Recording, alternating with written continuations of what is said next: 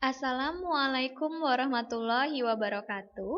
Selamat datang kembali di praktikum online surveillance kesehatan masyarakat. Bagaimana kabarnya hari ini teman-teman? Semoga kita semua selalu diberikan kesehatan, kebahagiaan, dan selalu dalam lindungan Allah Subhanahu wa Ta'ala. Amin ya Robbal 'Alamin. Bersama saya Ara, kita akan membahas materi ke-6, yaitu pengolahan data dan penyajian data dalam bentuk grafik. Teman-teman dapat membuka buku panduan praktikum di halaman 47. Adapun tujuan praktikum kali ini adalah yang pertama, teman-teman mengetahui jenis-jenis grafik, dan yang kedua, teman-teman dapat mengolah dan menyajikan data dalam bentuk grafik sesuai dengan jenis data. Di sini ada sebuah konsep yang dapat memudahkan kita dalam mengolah dan menyajikan data dalam bentuk grafik. Yang perlu diperhatikan adalah pada saat kita mempunyai sebuah data, terlebih dahulu kita harus mengetahui jenis data dari data yang sudah kita punya. Karena secara umum, jenis data dibagi menjadi dua. Yang pertama, jenis data numerik yang terdiri dari skala interval dan rasio. Dan yang kedua, jenis data kategorik yang terdiri dari skala nominal dan skala ordinal. Adapun grafik yang cocok untuk jenis data numerik adalah grafik line atau garis, grafik histogram, grafik poligon, dan juga grafik scatter. Sedangkan grafik yang cocok untuk jenis data kategorik adalah grafik pie atau lingkaran, grafik bar atau baris, dan juga grafik kolom. Oke, di sini sudah tertera definisi dari macam-macam grafik besertakan dengan contoh penyajiannya. Untuk grafik yang pertama adalah grafik pie atau lingkaran, yaitu penyajian statistik data tunggal dalam bentuk lingkaran yang dibagi menjadi beberapa juring atau sektor.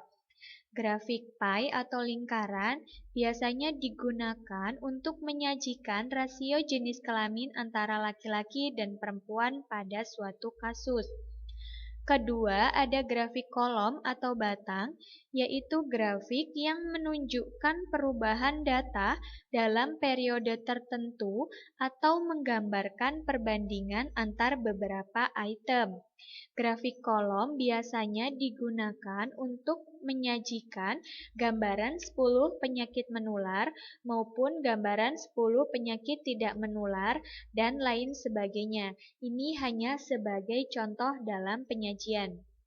Kemudian, nomor 3 ada grafik bar atau baris, yaitu grafik yang digunakan untuk data yang maknanya sama dengan grafik kolom, namun kita dapat menukar letak variabel dari sumbu X menjadi sumbu Y. Jadi di sini grafik bar merupakan grafik yang penggunaannya sama dengan grafik kolom, akan tetapi pada bagian axis title kita dapat menukar letak variabel dari sumbu X menjadi sumbu Y. Kemudian yang keempat ada grafik line atau garis, yaitu grafik yang menunjukkan data secara terus-menerus atau berkelanjutan selama periode waktu tertentu. Grafik line atau garis biasanya digunakan untuk menyajikan tren data penyakit dari waktu ke waktu, baik itu bulanan maupun tahunan. Kelima, ada grafik histogram, yaitu tampilan bentuk grafis untuk menunjukkan distribusi data secara visual atau seberapa sering suatu nilai yang berbeda terjadi dalam suatu kumpulan data. Grafik histogram biasanya digunakan untuk menyajikan masa inkubasi dari outbreak atau kejadian luar biasa. Kemudian, Yang keenam ada grafik poligon, yaitu titik-titik yang menghubungkan sisi atas persegi panjang dari grafik histogram sehingga membentuk diagram garis. Jadi, grafik poligon merupakan kelanjutan dari grafik histogram, di mana pada grafik poligon kita akan dapat memunculkan sebuah diagram garis atau yang biasa kita sebut sebagai trendline. Nah, dari trendline tersebut, maka kita akan mengetahui puncak kurva pada saat outbreak atau pada saat kejadian luar biasa. Terakhir ada grafik scatter, yaitu grafik yang menunjukkan hubungan antara nilai-nilai variabel sumbu X dengan nilai-nilai variabel sumbu Y. Nah, biasanya grafik scatter digunakan untuk menyajikan persebaran penyakit di suatu wilayah. Oke, teman-teman, kita akan langsung mencoba mengolah dan menyajikan data dalam bentuk grafik. Data yang akan kita gunakan adalah laporan bulanan surveillance terpadu penyakit dari Puskesmas Gondok Kusuman II pada periode tahun 2013, 2014, 2015, dan juga tahun 2016. Sebelum kita melakukan pengolahan dan penyajian data dalam bentuk grafik, terlebih dahulu kita akan melakukan perekapan data-data mana saja yang akan kita gunakan.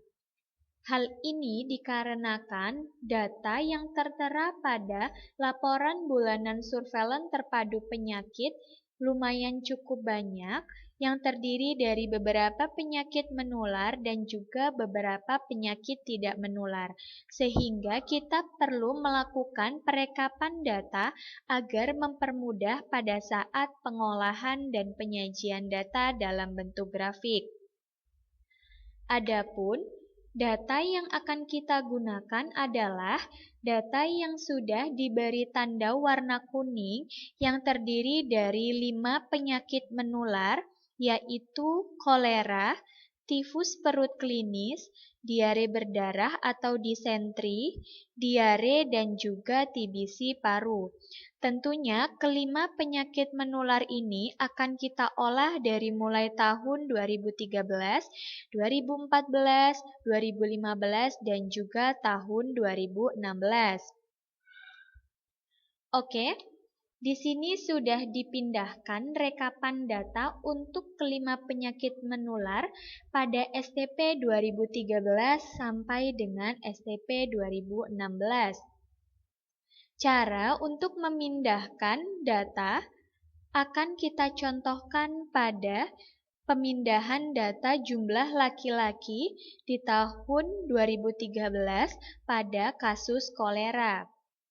Adapun langkahnya adalah, jadi sebelum kita memindahkan, di sini datanya sudah tertera jumlah laki-laki sebanyak 0, jumlah perempuan sebanyak 1 orang, dan jumlah total sebanyak 1 orang.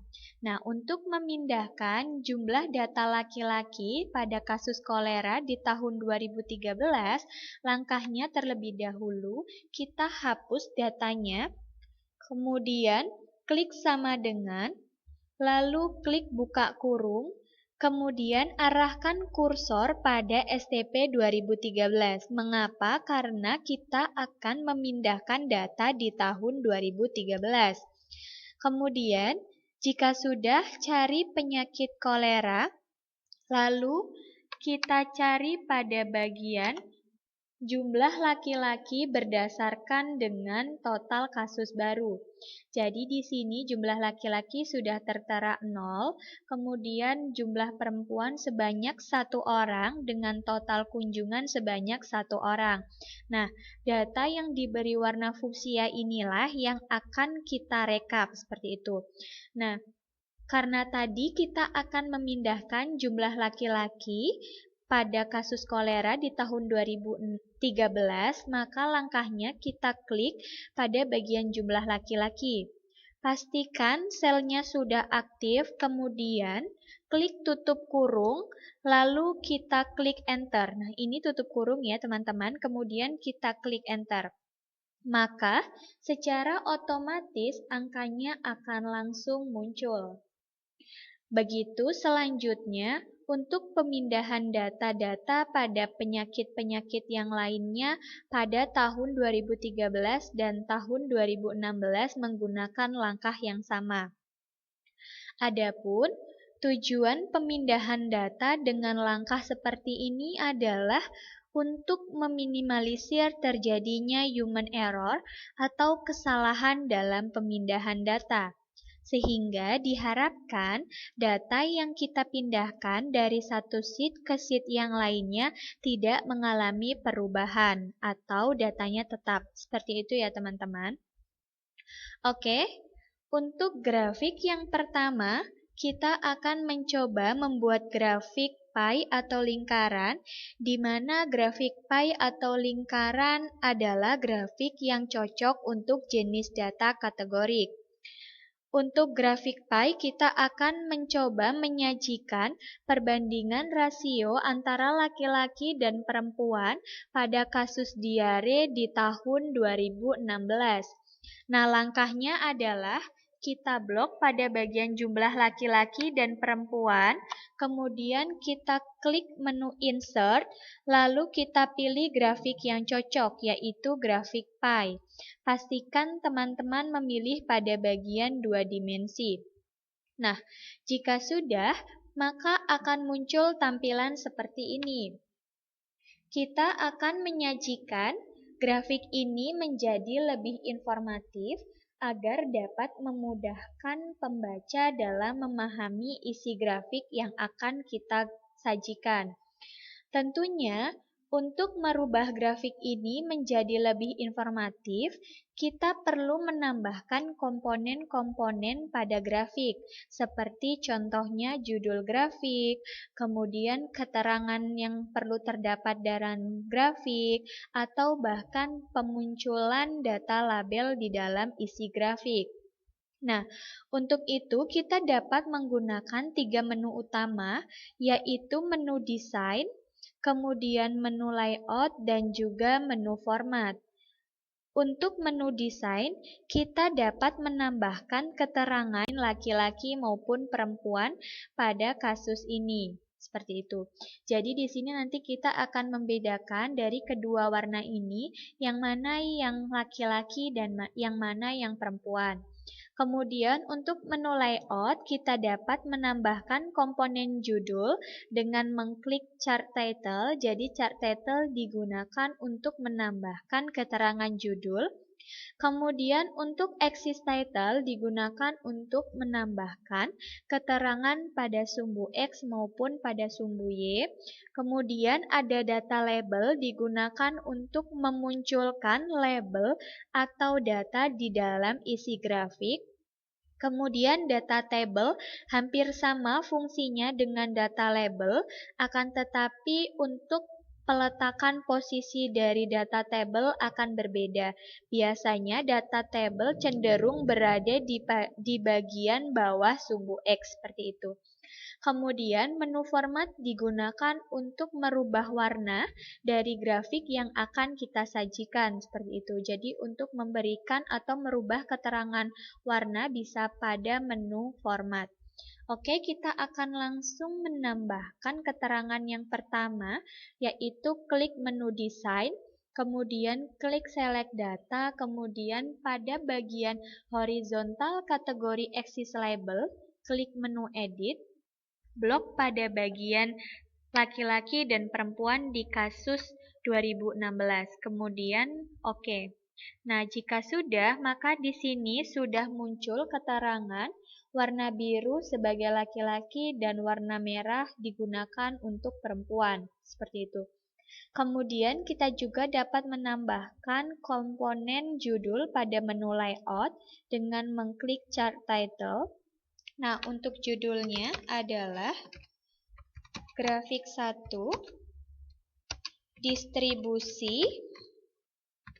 distribusi kasus diare di Puskesmas Gondokusuman II tahun 2016. Nah, yang perlu tertera di dalam sebuah judul adalah, jadi kita harus terlebih dahulu tahu grafik ini grafik nomor berapa, kemudian masalahnya apa dari grafik ini, dan di mana serta kapan masalah tersebut terjadi, seperti itu. Jadi kan tadi kita akan menyajikan perbandingan rasio pada jenis kelamin laki-laki dan perempuan pada kasus diare di Puskesmas Gondokusuman II tahun 2016. Jadi di sini kasusnya adalah atau masalahnya adalah kasus diare, kemudian lokasinya adalah di wilayah kerja Puskesmas Gondokusuman II, kemudian waktunya adalah pada tahun 2016, seperti itu. Kemudian kita juga dapat memunculkan berapa persentase dari jumlah laki-laki dan perempuan pada kasus diare, dan langkahnya adalah dengan cara mengklik data label. Nah, di sini ada pilihannya, ada mulai center, inside maupun outside. Nah, ini maksudnya adalah kita akan meletakkan posisi labelnya di sebelah mana, seperti itu. Nah, untuk ini kita akan memilih yang outside. Maka secara otomatis angkanya akan langsung muncul. Nah, untuk menampilkan atau menyajikan perbandingan rasio laki-laki dan perempuan, kita harus menyajikan angka ini ke dalam bentuk persen. Sehingga kita harus merubah terlebih dahulu angka ini menjadi bentuk persen. Langkahnya adalah klik pada bagian angka, pastikan di sekeliling angka sudah aktif, kemudian klik kanan, lalu pilih format data label. Kemudian kita checklist pada bagian persentase, kemudian pada bagian value-nya silahkan di unchecklist. Jika sudah, klik close. Kemudian angkanya akan secara otomatis berubah menjadi bentuk persen, seperti itu. Kemudian, langkah selanjutnya adalah kita harus dapat menginterpretasikan dari grafik yang sudah kita buat. Nah, untuk interpretasi, kita cukup membacakan dari critical point yang tertera di dalam isi grafik. Jadi, kita tidak perlu membacakan semua yang tertera di dalam isi grafik.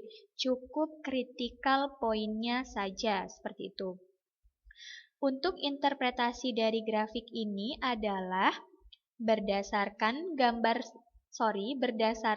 grafik 1 dapat diketahui bahwa distribusi kasus diare di Puskesmas Gondokusuman II tahun 2016 paling banyak adalah jenis kelamin perempuan, yaitu sebesar 58%, seperti itu. Itu adalah untuk interpretasi dari grafik pie ataupun lingkaran. Oke, untuk grafik yang kedua, kita akan mencoba menyajikan grafik kolom, di mana grafik kolom adalah grafik yang cocok untuk jenis data kategorik. Grafik kolom yang akan kita coba buat adalah kita akan mencoba menyajikan gambaran kelima penyakit menular di Puskesmas Gondokusuman II pada tahun 2013. Jadi, untuk grafik kolom, kita akan menyajikan gambaran kelima penyakit menular di Puskesmas Gondokusuman II pada tahun 2013. Adapun langkahnya adalah dengan memblok pada bagian total pada semua jenis penyakit di tahun 2013, kemudian klik menu insert, lalu pilih grafik kolom. Pastikan kita memilih pada bagian 2 dimensi. Kemudian jika sudah, kita bisa menambahkan komponen-komponen grafik agar grafik lebih informatif. Yang pertama adalah dengan menu desain. Kita klik menu desain, Lalu kita pilih select data, kemudian pada bagian horizontal kategori axis label, kita klik edit untuk memunculkan jenis penyakit. Jadi kita blok pada bagian jenis penyakit, kemudian oke. Lalu kita juga dapat memberikan keterangan judul pada menu layout dengan mengklik chart title. Kemudian bisa ditambahkan judulnya. Judulnya adalah grafik 2, distribusi penyakit menular di Puskesmas Gondokusuman 2 pada tahun 2000 Gondokusuman 2 pada tahun 2013. Nah, jika sudah, kemudian kita juga dapat memunculkan keterangan pada bagian axis title. Nah, di sini yang dimaksud axis title adalah sumbu X untuk horizontal primary axis title, kemudian untuk yang bagian vertikal adalah Y-axis atau sumbu Y. Nah, langkahnya dengan mengklik pada bagian axis title. Lalu pada bagian primary horizontal axis title bisa diklik untuk menambahkan keterangan jenis penyakit. Kemudian pada bagian vertikal adalah jumlah kasus. Atau kita juga bisa menuliskannya frekuensi. Jangan lupa satuannya orang. Kemudian jika sudah, kita juga bisa memunculkan data labelnya. Nah, seperti ini. Lalu, untuk judul di sini dituliskan sebagai grafik 2 karena untuk melanjutkan grafik yang sebelumnya. Untuk grafik yang sebelumnya kan tertulis sebagai grafik 1, sehingga di sini kita tuliskan sebagai grafik 2 agar mempermudah dalam proses interpretasi. Kemudian untuk interpretasinya adalah berdasarkan grafik 2 dapat diketahui bahwa distribusi penyakit menular di Puskesmas Gondokusuman 2 tahun 2013 paling banyak adalah penyakit diare yaitu sebanyak 340 kasus. Seperti itu ya teman-teman. Mengingatkan kembali, untuk interpretasi adalah cukup membacakan dari critical point yang terdapat di dalam isi grafik. Jadi kita tidak perlu membacakan ke semua yang tertera di dalam isi grafik, seperti itu.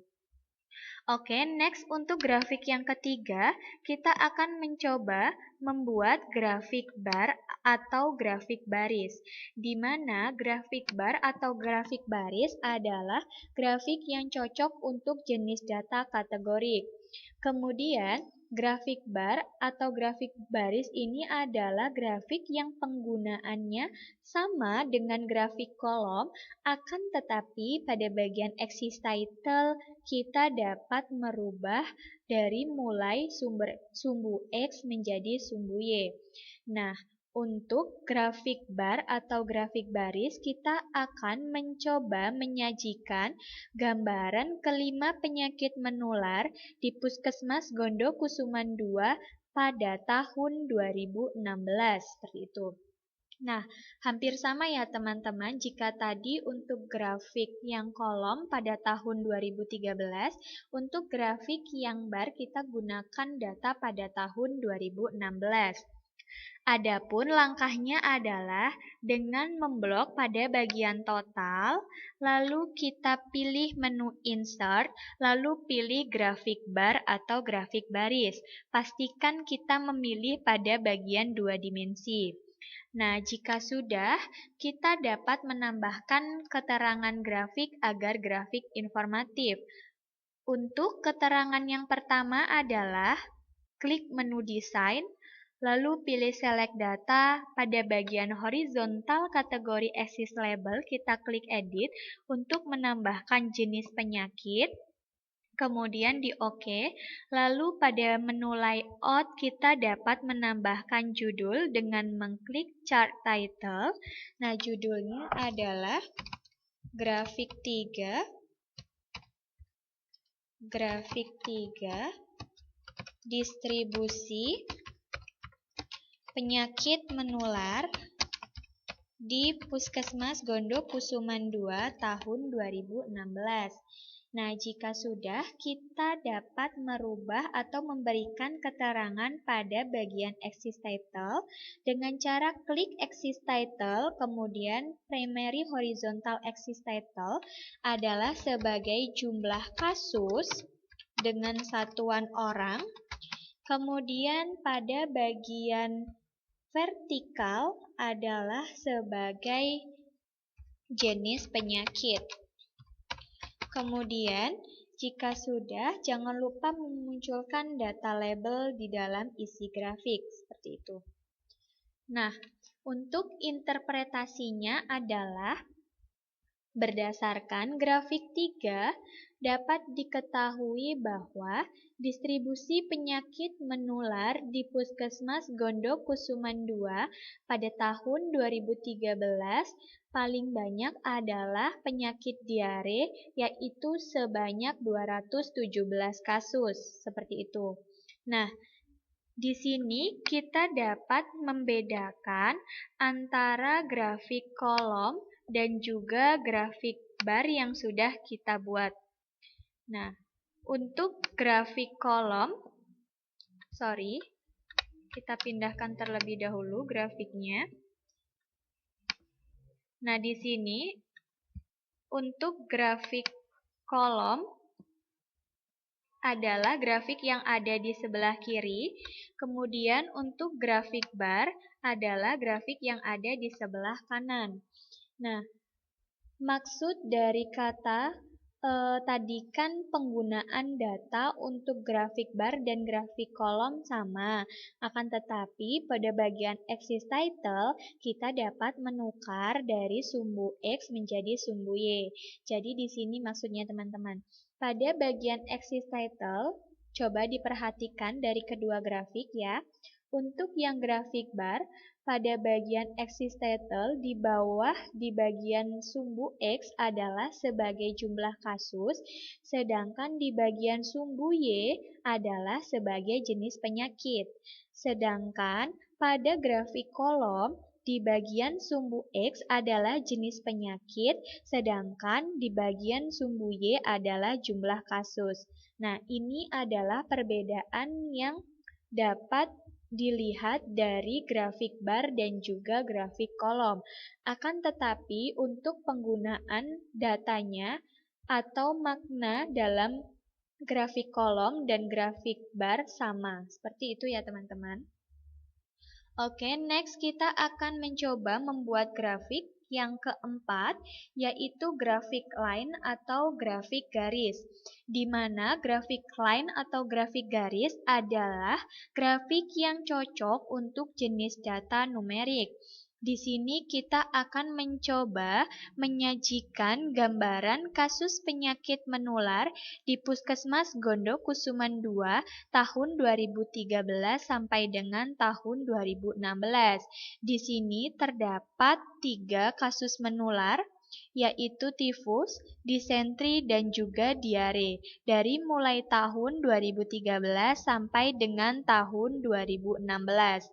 Adapun langkah untuk menyajikan grafiknya adalah kita blok pada bagian kasusnya, akan tetapi pada bagian totalnya jangan diblok, kemudian klik menu insert, lalu pilih grafik line. Nah, jika sudah, pastikan kita memilih pada bagian 2 dimensi. Nah, jika sudah, kita akan menambahkan keterangan grafiknya yang pertama pada menu desain dengan mengklik select data, kemudian pada bagian horizontal kategori axis label, kita klik edit untuk menambahkan tahunnya. Kemudian, perhatikan ya teman-teman, pada bagian legend entries di sini ada tertulis seri 1 sampai seri 3. Nah, kita dapat mengubah atau mengedit series ini menjadi penyakit yang akan kita sajikan. Yang pertama adalah tifus, kemudian series 2 adalah disentri, Dan juga untuk series 3 adalah penyakit diare, seperti itu. Kemudian jangan lupa di oke. Maka di sini akan muncul keterangan untuk yang berwarna biru adalah penyakit tifus, berwarna merah adalah penyakit disentri, dan untuk yang berwarna hijau adalah penyakit diare. Seperti itu. Kemudian kita juga dapat menambahkan judul dengan klik layout, kemudian pilih chart title. Nah, adapun judulnya adalah grafik 5, yaitu, maksudnya grafik 4 ya teman-teman, bukan grafik 5. Grafik 4, distribusi penyakit menular di Puskesmas Gondok Kusuman II tahun 2013 sampai dengan tahun 2016. Nah, jika sudah, kita juga dapat memunculkan axis title atau merubah dan bagian axis title-nya, yaitu tahun. Kemudian pada bagian vertikalnya adalah sebagai jumlah kasus. Lalu, jika sudah, kita juga dapat memunculkan data label dengan mengklik data label. Nah, jika sudah, maka akan secara otomatis angkanya muncul. Kemudian, untuk interpretasi adalah berdasarkan grafik 4, dapat diketahui bahwa distribusi penyakit menular pada Puskesmas Gondok Kusuman II di tahun 2013 sampai 2016, penyakit menular tertinggi adalah penyakit diare, yaitu sebanyak 340 kasus di tahun 2013, seperti itu. Nah, mengingatkan kembali ya teman-teman, di sini kan lumayan banyak label atau data yang terdapat di dalam isi grafik. Tetapi ya teman-teman, kita harus membacakan critical point-nya saja, tidak perlu membacakan semua yang tertera di dalam isi grafik ini. Seperti itu. Kemudian, untuk grafik yang selanjutnya, kita akan mencoba membuat grafik histogram dan grafik poligon, di mana grafik histogram dan grafik poligon adalah grafik yang cocok untuk jenis data numerik. Untuk grafik histogram dan grafik poligon, kita akan menggunakan data KLB keracunan makanan di Dusun X, Kecamatan Y, Kabupaten Z, tanggal 16 sampai dengan 17 Mei tahun 2013. Jadi, di sini terdapat 230 orang yang mengalami keracunan makanan di Dusun X, seperti itu. Adapun data ini diperoleh dari data KLB keracunan makanan berdasarkan onset gejala, seperti itu ya teman-teman.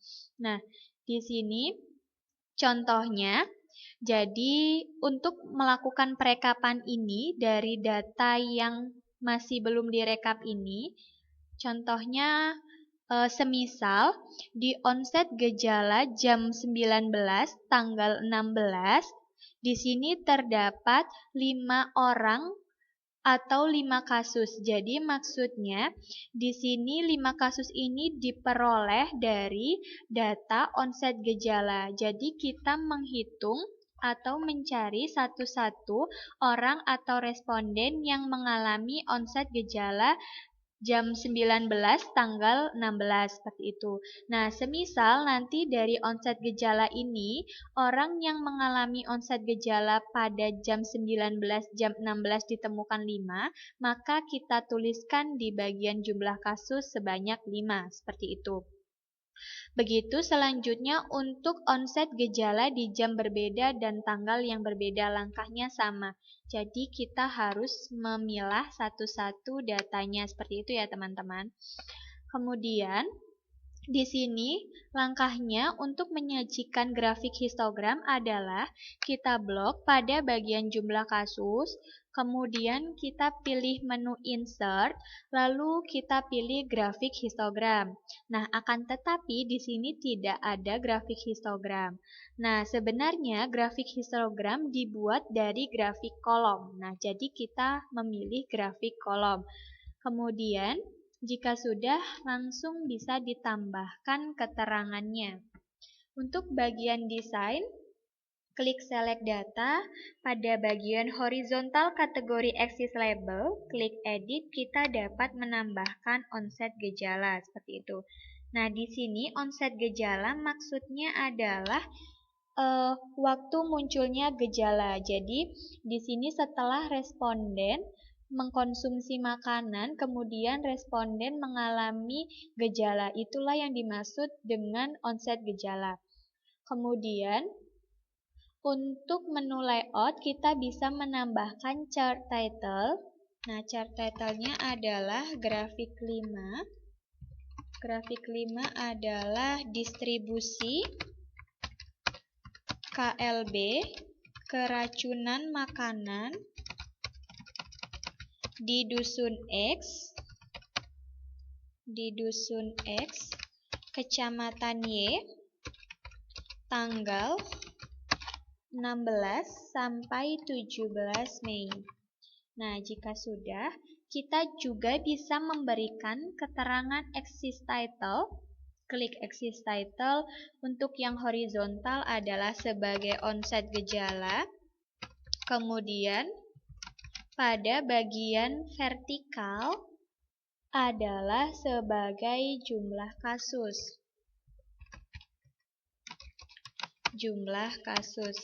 Kemudian, jika sudah, teman-teman juga bisa menambahkan keterangan data labelnya. Sorry, ini salah orang. Nah, jika sudah, kita tambahkan keterangan data label. Oke, kemudian untuk mengubah grafik kolom ini menjadi grafik histogram, langkahnya adalah kita klik pada bagian batang yang berwarna biru, kemudian klik kanan, lalu pilih format data series. Nah, pada bagian gap width-nya silahkan dinolkan. Nah, jika sudah, di-close. Maka grafik kolom akan berubah menjadi grafik histogram. Adapun perbedaan antara grafik kolom dengan grafik histogram adalah apabila pada grafik kolom pada setiap batang terdapat space atau jarak, sedangkan pada grafik histogram pada setiap batang saling berhimpitan atau tidak terdapat space, seperti itu. Kemudian, untuk interpretasinya dari grafik ini adalah berdasarkan grafik 5, dapat diketahui bahwa distribusi KLB paling banyak terjadi pada jam 000 di tanggal 17, yaitu sebanyak 57 kasus. Seperti itu untuk interpretasinya.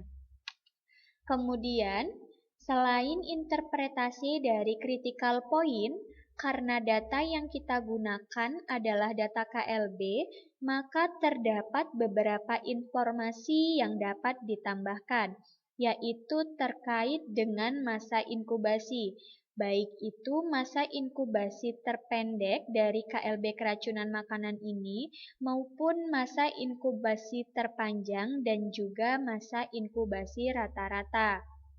Nah, untuk mengetahui masa inkubasi terpendek dari KLB ini, yaitu, sebentar, nah jadi kita pindahkan terlebih dahulu agar memudahkan. Nah, Jadi, untuk masa inkubasi terpendek adalah masa inkubasi di mana menghitung ke belakang dari ditemukan kasus pertama muncul. Jadi, di sini kasus pertama muncul adalah jam 15 tanggal 16. Jadi, untuk menentukan masa inkubasi terpendek, kita harus menghitung ke belakang. Nah, untuk perhitungan ke belakangnya, berdasarkan dengan onset gejala yang pertama kali terjadi, atau maksudnya berdasarkan dengan orang yang mengalami gejala setelah mengkonsumsi makanan. Nah, tetapi orang yang mengalami gejala tersebut adalah orang yang pertama kali mengalami gejala setelah mengkonsumsi makanan, seperti itu. Sehingga akan didapatkan masa inkubasi terpendek dari KLB keracunan makanan ini yaitu 1 jam. Kemudian, untuk masa inkubasi terpanjang adalah dengan menghitung ke depan sampai tidak ditemukan kasus atau dengan melihat onset gejala yang terakhir terjadi. Nah, jadi untuk masa inkubasi terpanjang dapat digunakan atau dapat dengan menghitung ke depan dari mulai ditemukan kasus pertama sampai dengan tidak ditemukan kasus. Nah, kita hitung ke depan berapa jam. Atau dapat juga dengan melihat onset gejala yang terakhir terjadi, seperti itu. Maka akan didapatkan masa inkubasi terpanjang yaitu 16 jam. Kemudian, untuk masa inkubasi rata-rata adalah jumlah masa inkubasi maksimal dan ditambah masa inkubasi minimal dibagi 2, yaitu nanti akan ditemukan 8 jam. Jadi di sini maksudnya masa inkubasi maksimal diperoleh dari masa inkubasi terpanjang, kemudian untuk yang minimal adalah diperoleh dari masa inkubasi terpendek. Kemudian dijumlah dan dibagi 2 akan didapatkan masa inkubasi rata-rata yaitu 8 jam lebih sedikit, seperti itu. Nah, itu adalah untuk interpretasi dari masa inkubasi. Nah, sehingga dapat disimpulkan bahwa masa inkubasi minimalnya kan tadi 1 jam, kemudian masa inkubasi maksimalnya adalah 16 jam. Sehingga berdasarkan teori, KLB ini diduga terjadi akibat kontaminasi dari bakteri Staphylococcus, seperti itu. Jadi, dengan penemuan masa inkubasi terpendek, terpanjang maupun rata-rata, kita dapat menduga KLB ini terjadi karena apa? Ataukah karena virus maupun bakteri, seperti itu, dengan melihat masa inkubasi minimal dan maksimal, seperti itu ya teman-teman. Oke, selanjutnya kita akan membuat grafik yang keenam, yaitu grafik poligon, di mana grafik poligon adalah merupakan kelanjutan dari grafik histogram. Nah, pada grafik poligon kita dapat memunculkan sebuah trendline seperti itu. Nah, dari trendline itu kita akan dapat mengetahui puncak kurva pada kejadian KLB keracunan makanan ini. Nah, langkahnya terlebih dahulu kita copy pada bagian grafiknya. Kemudian kita pindahkan di sampingnya. Nah, jika sudah, untuk merubah grafik histogram ini menjadi grafik poligon, langkahnya adalah klik pada bagian batang yang berwarna biru, pastikan batangnya sudah aktif, kemudian klik kanan lalu add trend line. Nah, jika sudah, kita pilih bagian polinomial, pada bagian other-nya kita buat 5. Nah, seperti itu. Kemudian, jika sudah kita oke, maka trend line-nya akan muncul.